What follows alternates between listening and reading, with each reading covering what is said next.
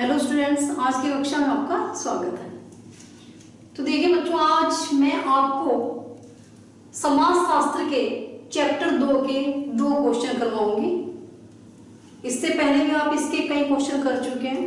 तो आज का हमारा पहला प्रश्न है, अति जनसंख्या क्या है। अति जनसंख्या को जनसंख्या विस्फोट भी कहा जाता है। तो अति जनसंख्या क्या है, भारत में जनसंख्या विस्फोट के नियंत्रण के उपाय बताइए। तो आपको सबसे पहले बताना है जनसंख्या वृद्धि या अति जनसंख्या क्या है, भारत में जनसंख्या विस्फोट के नियंत्रण के क्या उपाय हैं।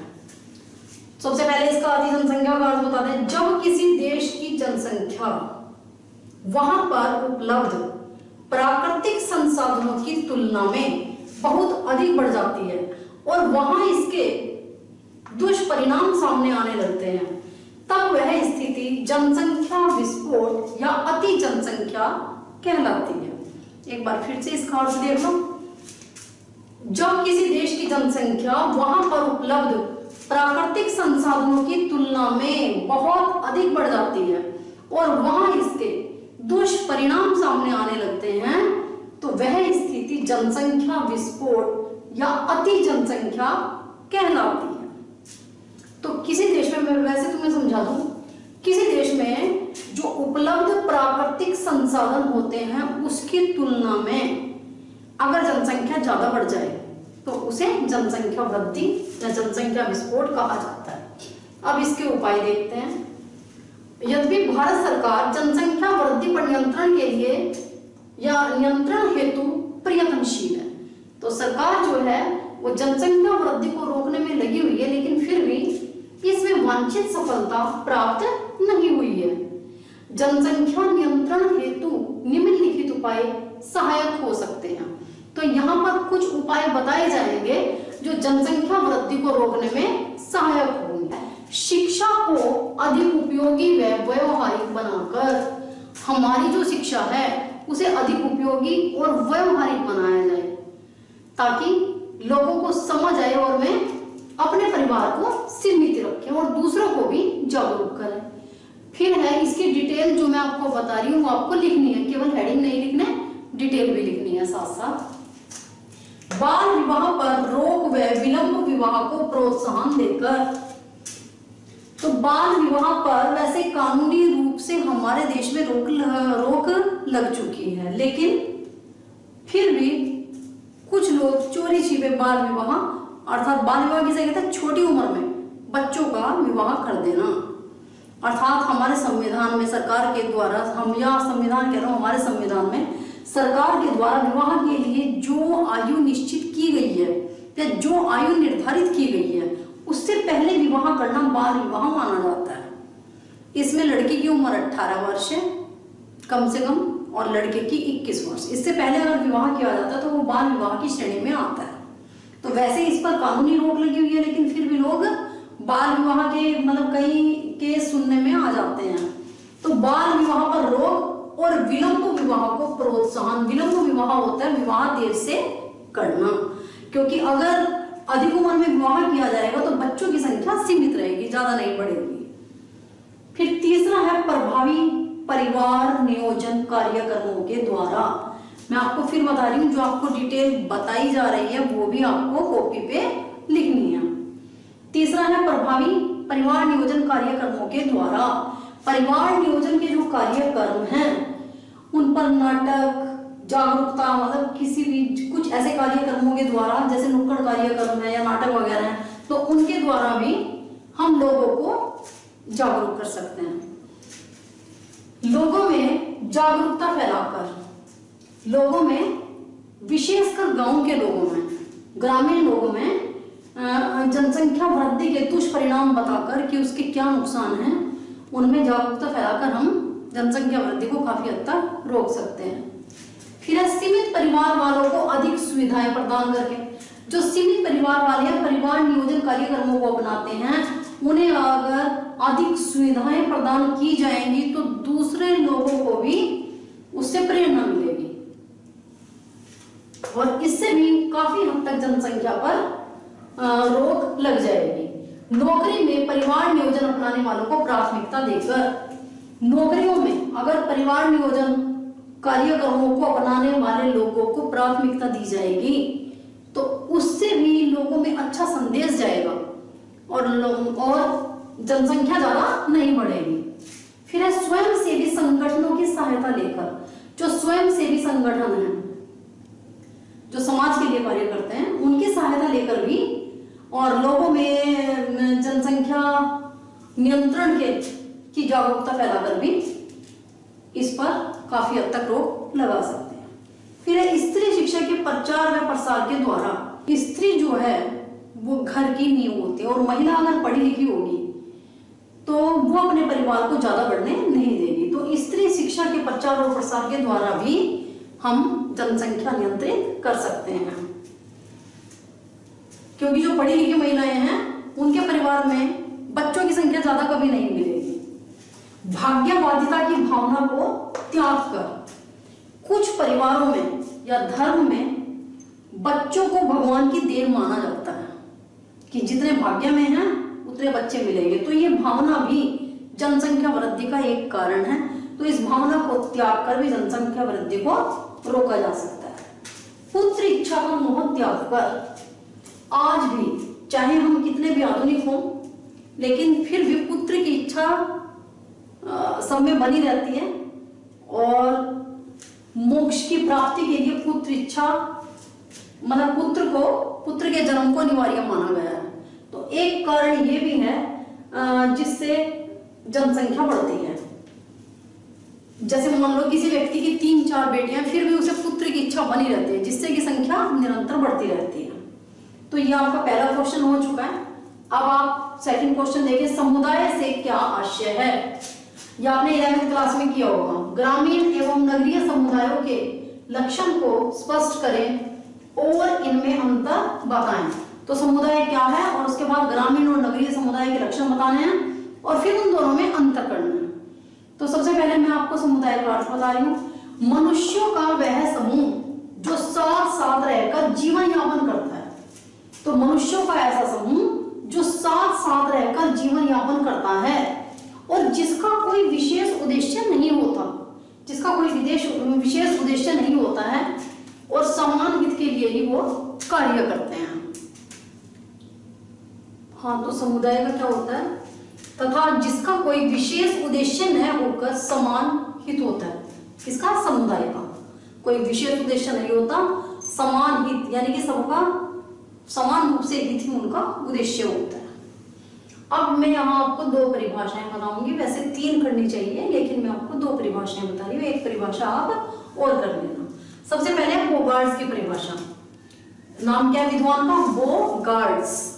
समुदाय एक ऐसा सामाजिक समूह है जिसमें हम की भावना का कुछ न कुछ अंश पाया जाता है और जो एक निश्चित क्षेत्र में निवास करता है।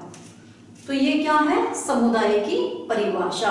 परिभाषा किसे कहते हैं? किसी विद्वान के कहे हुए जो के त्यों शब्दों को कहना। किसी विद्वान के कहे हुए शब्दों को जो का त्यों कहना। समुदाय एक ऐसा सामाजिक समूह है जिसमें हम की भावना पाई जाती है या हम की भावना का कुछ न कुछ अंश पाया जाता है और जो एक निश्चित क्षेत्र में निवास करता है। तो ये तो है बोगार्ड की परिभाषा। अब देखते हैं डेविस की। समुदाय एक सबसे छोटा क्षेत्रीय समूह है जिसके अंतर्गत सामाजिक जीवन के समस्त पहलुओं का समावेश हो सकता है। तो ये परिभाषा है डेविस की। ये दोनों परिभाषाएं आप इसका अर्थ और दोनों परिभाषाएं अच्छे से याद कर लोगे। अब हम देखते हैं ग्रामीण समुदाय के प्रमुख लक्षण कि ग्रामीण समुदाय की पहचान क्या है। तो सबसे पहले कृषि व्यवसाय आप सभी जानते होंगे क्योंकि आप सभी ग्रामीण परिवेश के हो, तो इसलिए आपको पता होगा कि गांव की या ग्रामीण समुदाय की क्या पहचान होती है, क्या उसके लक्षण होते हैं। तो सबसे पहले कृषि व्यवसाय अर्थात गांव के रहने वाले लोगों का, ग्रामीण समुदायों का जो मुख्य व्यवसाय है वो खेती होता है, कृषि करना होता है या कृषि संबंधी व्यवसाय जैसे कि पशुपालन, आखेट। तो इस तरह के जो कार्य हैं कृषि से संबंधित वो ग्रामीण समुदाय में अधिक पाए जाते हैं।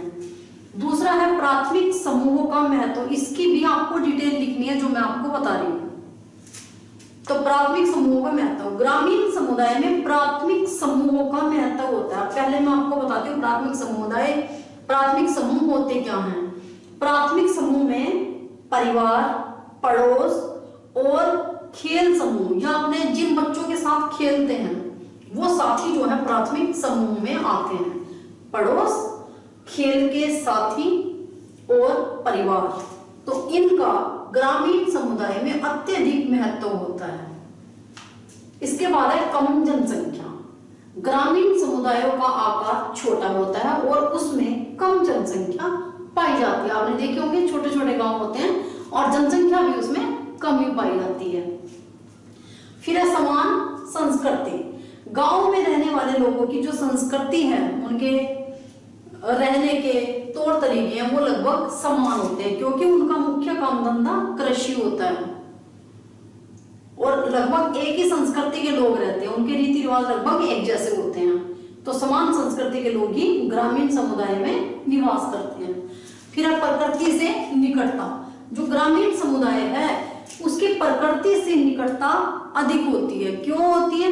क्योंकि वो कृषि से या कृषि संबंधी व्यवसायों से जुड़े होते हैं,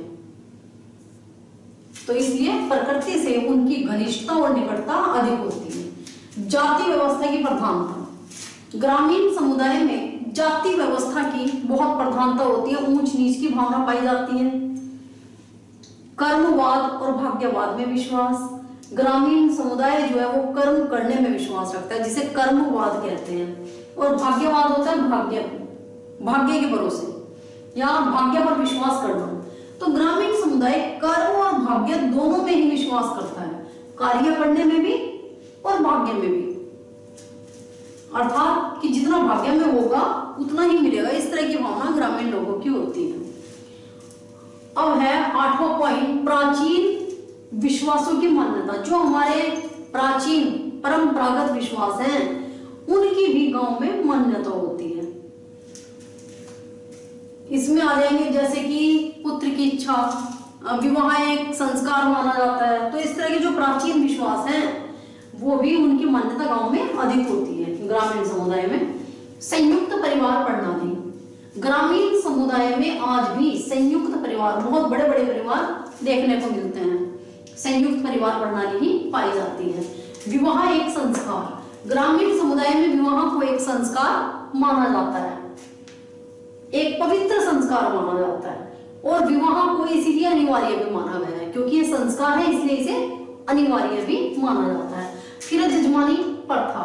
जजमानी प्रथा क्या होती है पहले मैं आपको बता दूं। पहले जो जमींदार होते थे वो खेती करते थे और जो दूसरी जातियां थी जैसे कि लोहार, बढ़ई और नाई, तो ये सब कुम्हार, ये सब जो हैं ये उनकी सहायता करते थे खेती करने में।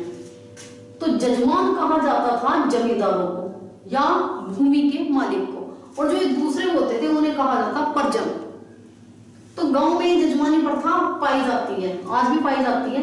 जो जजमान होते थे अर्थात जमींदार, वो अपने परिजनों को अर्थात जो उनकी सेवा करने वाले होते थे या उनकी सहायता करने वाले होते थे उन्हें में अनाज और उनकी जरूरत की दूसरी वस्तुएं देते थे और उनके बच्चों के विवाह में भी वे उनकी पूरी सहायता करते थे। अब है सरल जीवन। ग्रामीण समुदाय का जो जीवन है वो बहुत सरल होता है, सीधा सादा जीवन होता है। अनौपचारिक संबंध। ग्रामीण समुदाय में अनौपचारिक संबंध होते हैं। अनौपचारिक संबंध होते हैं जिसमें दिखावा नहीं होता, तो सीधे साधे लोग होते हैं। और अनौपचारिक संबंध होते हैं, उनके संबंधों में किसी प्रकार का कोई दिखावा नहीं होता, वे एक दूसरे से घनिष्ठ रूप से जुड़े होते हैं। तो ये 13 पॉइंट थे ग्रामीण समुदाय के लक्षण। अब मैं आपको बताऊंगी नगरीय समुदाय के लक्षण। नगर अर्थात शहर के क्या पहचान है, क्या लक्षण है। तो सबसे पहले व्यवसायों की विविधता। ये जो इसके पॉइंट है ये मैंने ग्रामीण समुदाय के अकॉर्डिंग ही लिए हैं। जैसे इसमें कृषि व्यवसाय है, नगरीय समुदाय में क्या है, व्यवसायों की विविधता। विविधता किसे कहते हैं, अनेकता, अर्थात बहुत सारे व्यवसाय। शहरों में तुमने देखा होगा, नगरों में कोई नौकरी करता है, कोई बिजनेस करता है, कोई दुकान करता है, कोई कुछ करता है, कोई कुछ करता है। तो व्यवसाय जो है वो बहुत तरह के होते हैं। कोई जूते बनाता है, कोई किसी प्लास्टिक की फैक्ट्री है, कोई प्लास्टिक का सामान बेचता है, कोई कपड़े बेचता है। तो कहने का अर्थ है कि व्यवसायों में विविधता पाई जाती है। दूसरा है द्वितीयक संबंधों का महत्व। अब यहाँ क्या बताया था, प्राथमिक समूहों का महत्व, अर्थात जो हमारा परिवार है, पड़ोस है, खेल के साथी हैं, उन संबंधों को या उन लोगों को ज्यादा महत्ता दी जाती है। लेकिन नगरीय समुदाय में इसके विपरीत होता है। यहाँ पर जो प्राथमिक समुदाय हैं उनका महत्व कम होता है और द्वितीयक संबंधों का महत्व अधिक होता है। अब मैं आपको बता दूं द्वितीयक संबंध होते क्या है। द्वितीयक संबंध होते हैं जैसे कोई व्यक्ति जहां नौकरी करता है, जो उसका स्टाफ है, उससे उसके द्वितीयक संबंध होते हैं। या कोई व्यक्ति किसी मिल में, किसी कंपनी में काम करता है, तो वहां रहने वाले लोगों के साथ जो उसके संबंध हैं वो द्वितीयक होते हैं। तो द्वितीयक संबंधों की महत्ता ज्यादा है। जिससे व्यक्ति को काम पड़ता है वो उसकी महत्ता ज्यादा है, उसे ज्यादा महत्व देते हैं। अधिक जनसंख्या, नगरीय समुदाय की जो जनसंख्या वो बहुत अधिक होती है और इसका आकार भी बड़ा होता है। नगरीय समुदाय का आकार बड़ा होता है और उसकी जनसंख्या भी बहुत अधिक पाई जाती है। विषमता, अब यहां क्या बताया था, समान संस्कृति। तो यहाँ समान संस्कृति के लोग हैं, लेकिन यहाँ विषमता पाई जाती है क्योंकि नगरों में दूर क्षेत्रों से लोग काम की तलाश में आते हैं। कोई पढ़ने आता है, कोई नौकरी करने आता है, कोई बिजनेस करने आता है। तो इसलिए वहां अनेक संस्कृतियों के लोग रहते हैं, इसलिए उनके रीति रिवाजों में विषमता पाई जाती है, अर्थात अनेकता पाई जाती है। बहुत सारी संस्कृति के लोग नगरों में निवास करते हैं। इसके बाद है सहिष्णुता। धर्म के प्रति जो है उनमें सहिष्णुता पाई जाती है। वे धर्म के नाम पर या जाति के नाम पर उनमें उदारता पाई जाती है, उसे ही सहिष्णुता कहा जाता है। तो धर्म के प्रति जो है नगर के लोग या नगरीय समुदाय उदार होता है, अर्थात वो सभी धर्मों का आदर करने वाला और सभी धर्मों के जो ये त्योहार वगैरह होते हैं उनमें हिस्सा लेने वाला होता है, अर्थात दूसरे धर्मों के नियमों और त्योहारों का भी आदर सम्मान करने वाला। नियंत्रण में शिथिलता, जो ग्राम ये नगरीय समुदाय है इसमें समाज के लोगों पर जो नियंत्रण होता है उसमें शिथिलता पाई जाती है। शिथिलता होता है ढील देना, और ढील क्यों होती है, क्योंकि यहाँ नियंत्रण के जो साधन है वो औपचारिक होते हैं, जैसे कानून आदि। तो लोग केवल उससे डरते हैं, उन्हें ये नहीं होता कि कोई क्या कहेगा। जैसे गांव में अगर कोई व्यक्ति कुछ काम कर रहा है तो उसे यह है कि गांव के लोग क्या कहेंगे, क्योंकि सब उसे जानते हैं। लेकिन नगर में ऐसा नहीं होता, इसीलिए नियंत्रण में शिथिलता पाई जाती है।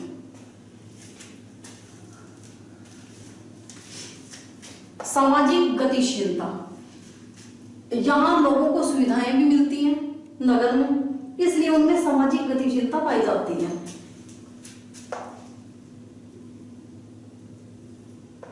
फिर है ऐच्छिक संबंध।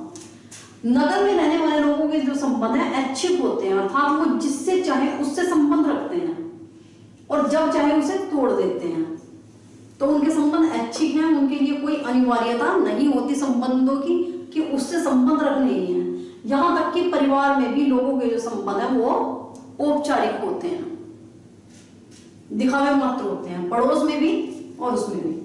और इनके उसमें ना जाति का कोई महत्व होता है और ना ही पड़ोस का।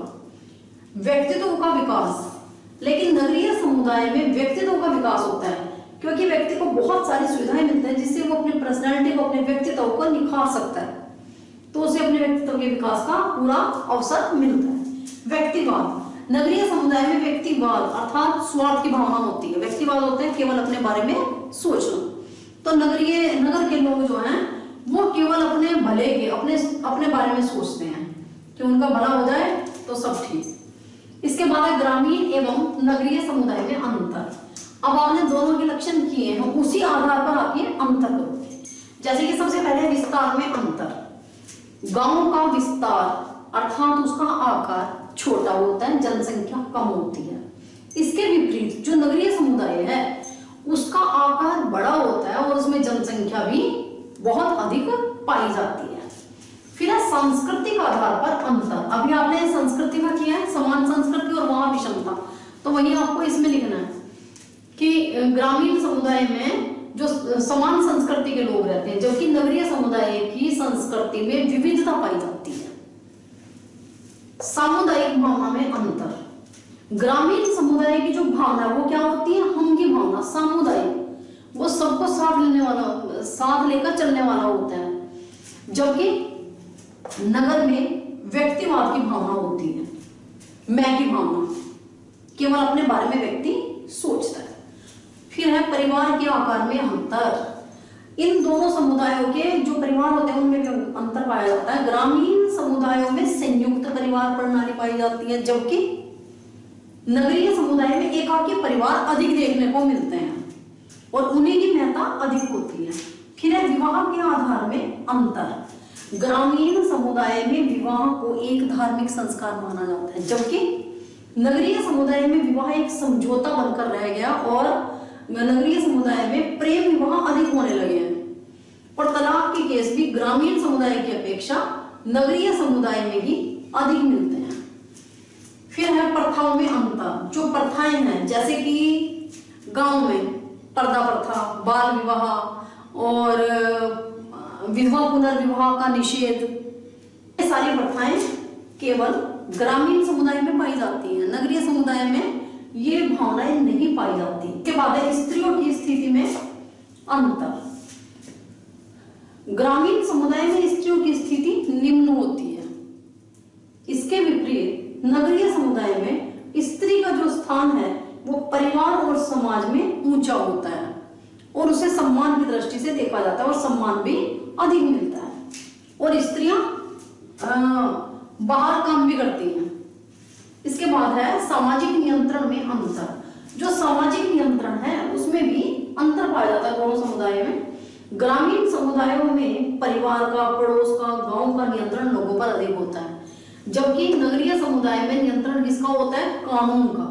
कानून का नियंत्रण अधिक होता है, अर्थात औपचारिक नियंत्रण अधिक पाया जाता है और ग्रामीण समुदाय में अनौपचारिक नियंत्रण होता है। इसके बाद है पड़ोस व जाति की भावना में अंतर। ग्रामीण समुदाय में पड़ोस और जाति की भावना महत्ता होती है, पड़ोस को और जाति को महत्ता दी जाती है, जबकि नगरीय समुदाय में पड़ोस और जाति भावना बिल्कुल नहीं पाई जाती। संबंधों की प्रकृति में अंतर। ये वैसे तो ऊपर आ चुका है। संबंधों की प्रकृति ग्रामीण समुदाय में प्राथमिक समूहों को महत्ता दी जाती है और नगरीय समुदाय में द्वितीयक संबंधों को महत्ता दी जाती है। अब है विचारों में अंतर। जो ग्रामीण समुदाय के लोग हैं वे संकीर्ण विचारों के होते हैं, तंग विचारों के होते हैं और उनका सीधा साधा जीवन होता है, जबकि सामाजिक गतिशीलता के कारण, अभी एक ऊपर पॉइंट आया था सामाजिक गतिशीलता, तो सामाजिक गतिशीलता के कारण नगरीय समुदाय के लोगों के विचारों में व्यापकता पाई जाती है, उदारता पाई जाती है। फिर है सामाजिक जीवन में अंतर। उनका जो सामाजिक जीवन है उसमें भी अंतर पाया जाता है। गांव के लोग जो हैं वो समाज को साथ लेकर, अर्थात अपने गांव को, गांव के लोगों को, पड़ोस को साथ लेकर चलने वाले होते हैं। गांव के लोग हैं इनका जीवन सरल पवित्र होता है, सरल और पवित्र होता है और ये परिवार से, अपने समुदाय से जुड़े रहते हैं, इसलिए इनमें बुराई बढ़ने की आशंका बहुत कम रहती है। इसके विपरीत नगरीय समुदाय में क्या होता है, व्यक्ति जो है वो एकाकीपन का शिकार होता है और वो नशा वगैरह करने लगता है, जैसे शराब पीना, जुआ खेलना आदि, जिससे बुराइयां बढ़ती हैं और बुराइयों के कारण अपराध बढ़ते हैं। तो अपराधों की सामाजिक जीवन के आधार पर ही इसमें नगरीय समुदाय में अपराध भी अधिक पाए जाते हैं। मनोरंजन के साधन में अंतर। जो ग्रामीण समुदाय है उसमें मनोरंजन का साधन सबसे मेन जो है वो होता है परिवार या पड़ोस। तो परिवार या पड़ोस में ही मनोरंजन किया जाता है, उन लोगों के साथ बैठकर, कहानी किस्से सुनकर, जबकि नगरीय समुदायों में मनोरंजन के साधन क्या होते हैं, क्लब, किट्टी पार्टी और सिनेमाघर आदि के उनके मनोरंजन के साधन होते हैं। सुविधाओं में अंतर। ग्रामीण समुदाय में सुविधाओं का काफी अभाव होता है, जबकि नगरीय समुदाय में सुविधाओं में भी व्यापकता पाई जाती है और उन्हें हर तरह की सुविधाएं मिलती हैं। धन्यवाद।